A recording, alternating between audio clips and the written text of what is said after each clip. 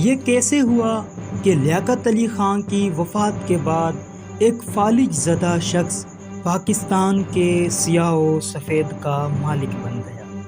قصہ یوں ہے کہ لیاقت علی خان کی شہادت کے بعد مسلم لیگ نے ایک ایسا فیصلہ کیا جس کے نتائج خطرناک ثابت ہوئے۔ لیاقت علی خان کے بعد ایک ایسے شخص کی ضرورت تھی جو پاکستان کا آئین بھی تشکیل دے اور ملکی معاملات کو بھی سنبھالے۔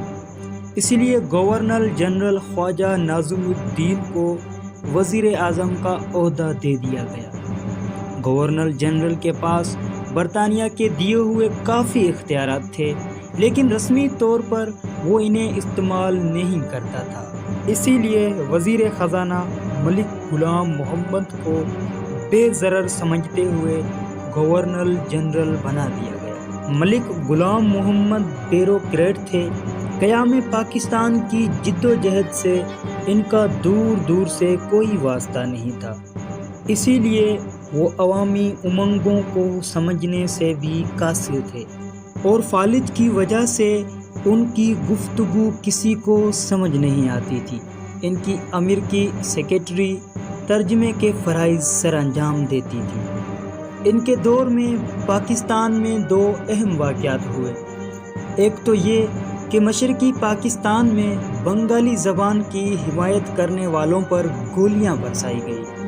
دوسرا یہ کہ احمدیوں کے خلاف لاہور میں چلنے والی تحریک کو کچلنے کے لیے لاہور میں مارشل لا نافذ کیا گیا، اور یہ لاہور کی سطح تک محدود پاکستان کا پہلا مارشل لا تھا۔ اس وقت پاکستان کا آئین نہیں بنا تھا اور پاکستان کو 1935 کے برطانوی آئین کے تحت چلایا جا رہا تھا۔ اس ایکٹ میں گورنر جنرل کے پاس بہت سے اختیارات تھے۔ غلام محمد نے فادر آف دا نیشن بننے کے بجائے اس ایکٹ سے بھرپور فائدہ اٹھایا اور اپنے اختیارات کو کھل کر جائز اور ناجائز استعمال کیا۔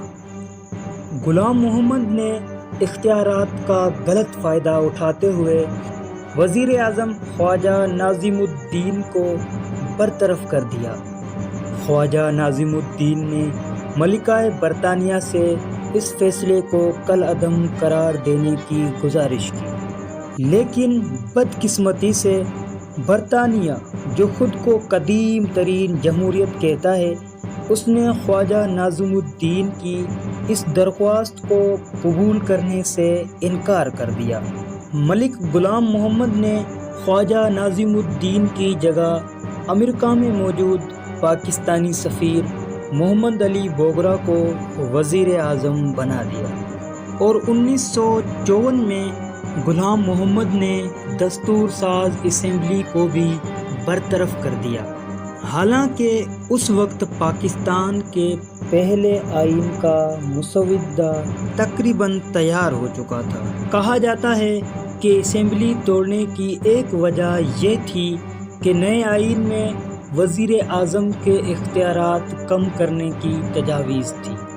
یہ بھی کہا جاتا ہے کہ اس فیصلے میں انہیں army chief general Ayub Khan کی بھرپور حمایت حاصل تھی۔ پاکستان کی کہانی جاری ہے۔ بظاہر مضبوط دکھائی دینے والے گورنر جنرل غلام محمد کو کیسے اقتدار سے ہٹایا گیا، اور وہ کون تھا جو جمہوریت کی بحالی کے لیے سب سے پہلے آمروں کے سامنے ڈٹ گیا؟ دیکھنے کے لیے اگلی ویڈیو کا انتظار کریں اور چینل کو سبسکرائب کیجیے۔